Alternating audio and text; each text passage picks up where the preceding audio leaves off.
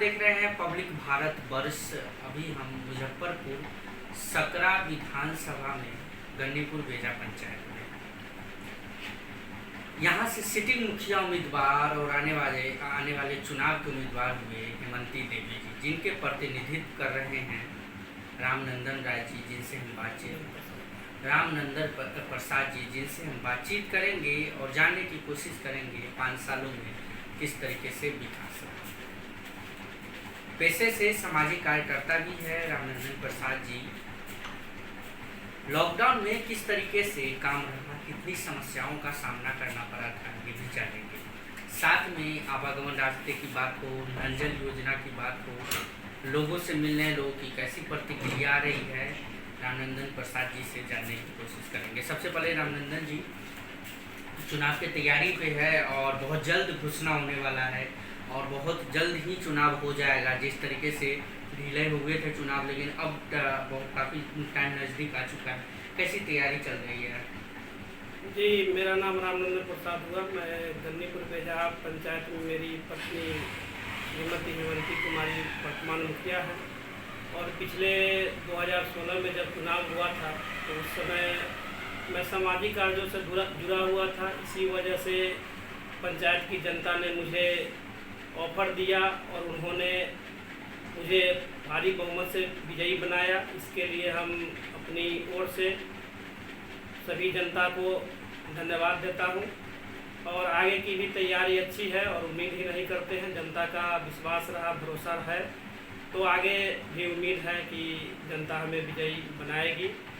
इन 5 सालों में हमने हर संभव जनता के दुख दर्द को समझने का प्रयास किया है, चाहे वो केंद्र या राज्य सरकार की योजना को पंचायत में लाना हो या मुख्यमंत्री की महत्वाकांक्षी योजना 7 निश्चय योजना के अंतर्गत हर घर नल जल हो या गली नली हो। इसके अलावा हमने पंचायती राज अधिनियम के अंतर्गत जो मतलब पंचम राज्य वित्त आयोग है, उसके अंतर्गत पंचायत में जो भी भवन है, जैसे पंचायत भवन, पुस्तकालय, सामुदायिक भवन, इन सबों का जीर्णोद्धार कराया है। 14वें वित्त आयोग से सड़क एवं कब्रस्थान का, श्मशान का, चहारदीवारी का कार्य कराया है। इसके अलावा 7 निश्चय योजना अंतर्गत पंचायत के सभी 14 वार्डों में हर घर नल का जल योजना का कार्य किया गया है, जिसमें सभी वार्डों में पानी पूर्ण रूप से चालू है। इसके अलावा गली नली का कार्य जहां ज़रूरत थी वहां किया गया है, कुछ जगहों पर बचा हुआ है। जो प्रयास है आने वाले समय में वो भी कार्य पूर्ण हो जाएंगे। जिस तरीके से काम बता रहे हैं रामनंदन प्रसाद जी, जिस तरीके से आपने 5 सालों में विकास का काम किया है और लगता है कि आने वाले वक्त में फिर से काम करेंगी, कितनी समस्या हुई होगी? फर्स्ट बार मुखिया बने होंगे तो काफ़ी टाइम भी लग गया होगा समझने में, सीखने में कि किस तरीके से काम होता है मुखिया का, क्या थोड़ा बताइए हमें। जी, मेरा तो ये प्रतिनिधि के रूप में पहला कार्यकाल था, लेकिन इससे पहले भी मैं सामाजिक कार्यों से जुड़ा हुआ था। पहली बार आने के बाद पंचायत के लोगों का, अभिभावकों का बहुत बड़ा सहयोग रहा है और जहाँ कोई भी परेशानी होती थी वहाँ सब लोगों को साथ लेकर के, उन लोगों से राय मशवरा करके हम लोगों ने बहुत से ऐसे समस्याओं का समाधान करने का प्रयास किया है और समस्या का समाधान हुआ भी है। कहीं भी कोई भी काम अकेला नहीं किया जा सकता है, इसमें पंचायत के लोगों ने भरपूर सहयोग दिया है। इसके लिए हम दिल से उन सभी का आभार प्रकट करते हैं। चुनाव लड़ने की तैयारी में है इस बार मैडम जी खुद कैंडिडेट रहेंगी? जी, मैडम जी खुद कैंडिडेट रहेगी। लॉकडाउन में किस तरीके से काम रहा इस पंचायत में और कितनी समस्या हुई थी?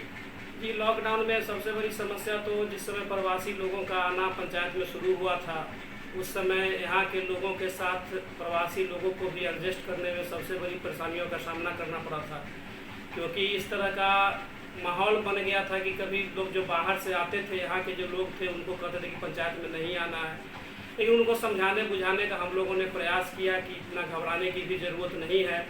सरकार की तरफ से जो क्वारंटाइन सेंटर बनाए गए थे, उसमें हम लोगों ने सभी आने वाले प्रवासी लोगों को रखा।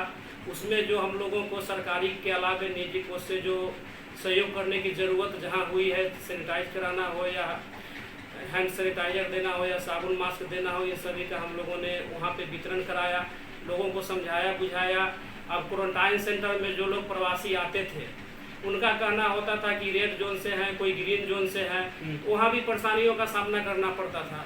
तो उसके लिए हम लोगों ने यह प्रयास किया कि जो रेड जोन से आ रहे हैं उनको अलग व्यवस्था किया, अलग रूम में रखा गया, ग्रीन जोन से आने वाले से ऑरेंज जोन से आने वाले, इस तरह से हम लोगों ने समझा बुझाकर अलग अलग व्यवस्था कार्य करने का प्रयास किया। जी एक बात जानना चाहेंगे,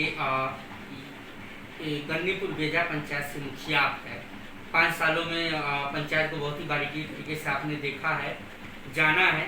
आने वाले वक्त में मुखिया फिर से हेमंती देवी बनती है, ऐसा कौन सा काम रुका हुआ है जिसपे आप पंचायत में काम करेंगे मुखिया बनके? जी, सबसे पहला जो कार्यकाल अगला अगर होता है तो उसमें पंचायत सरकार भवन का निर्माण कराना, जो इस कार्यकाल में ज़मीन की उपलब्ध नहीं होने के कारण वो कार्य नहीं हो पाया है। उसमें कुछ कार्य आगे बढ़ा है और हमें उम्मीद ही नहीं, पूरा भरोसा है अगला जब कार्यकाल मिलता है तो सबसे पहले हम पंचायत सरकार भवन बनाने का प्रयास करेंगे। इसके अलावा कुछ जगहों पर पीसीसी का कार्य नहीं हुआ है राशि के अभाव में, तो अगले बार जब बनते हैं तो उन सभी कार्यों को पूर्ण करने का प्रयास। चैनल के माध्यम से माननीय मुख्यमंत्री से कुछ कहना चाहेंगे? जी, आपके चैनल के माध्यम से माननीय मुख्यमंत्री जी से यही कहना चाहूँगा कि जो भी मुख्यमंत्री 7 निश्चय योजना अंतर्गत जो भी कार्य किए हैं वो सराहनीय हैं। उसमें उसका एक प्रॉपर वे में कुछ व्यवस्था होना चाहिए। जैसे कभी होता है कि वार्ड की उसको देखरेख करेंगे, कभी होता है सचिव है, कभी अनुरक्षक रहेंगे, तो इनमें हम लोगों को पंचायत में परेशानियों का सामना करना पड़ता है। उसका अगर कोई परमानेंट सोल्यूशन हो जाता है तो उस पर वैसे व्यक्ति रहेंगे जो जिसको कि चुनाव से या प्रतिनिधि से कोई मतलब नहीं रहेगा, जो समय पर लोगों को पानी मिले, इस तरह का ऑपरेटर टाइप की अगर कुछ व्यवस्था होती है तो अपने मुख्यमंत्री से मांग करते हैं। एक सवाल लास्ट करना चाहिए, गन्नीपुर बेजा पंचायत से हेमंती देवी अगर मुखिया बन के आएंगी, जिस तरीके से 5 साल आपने ईमानदारी पूर्वक और सहनशीलता के साथ, कोई ऐसा नहीं दबंगबाजी नहीं चला, कुछ ऐसा नहीं चला, हमने पंचायत में भी लोगों से बातचीत की, काफ़ी तारीफ कर रहे थे आपके बारे में कि नहीं बहुत शांत हो, आपके अच्छे मुखिया जी हैं। आने वाले वक्त में फिर से मुखिया बनेंगे तो यही सहनशीलता रहेगी? जी बिल्कुल, सहनशीलता में हो सकती है कि और ज़्यादा, क्योंकि 5 साल का जो अनुभव रहा है और हमने व्यक्तिगत रूप से जो अनुभव किया है, दबंगई रूप से आप जनहित का कार्य नहीं कर सकते हैं। जनहित के कार्य करने के लिए सहनशीलता की बहुत ज़रूरत होती है और आगे भी हम पूर्ण रूप से सहनशीलता का परिचय देंगे, ये हम भरोसा करते हैं। गन्नीपुर बेजा पंचायत के जितने सारे जनता वासी आने वाले चुनाव के लेकर कोई संदेश रामनंदन प्रसाद जी का लोगों के बीच में?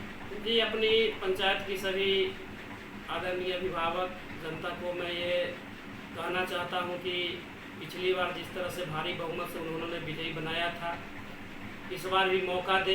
इंसान है, हो सकती है कोई भूल चूक हुई होगी, इसको आगे सुधारने का प्रयास करेंगे।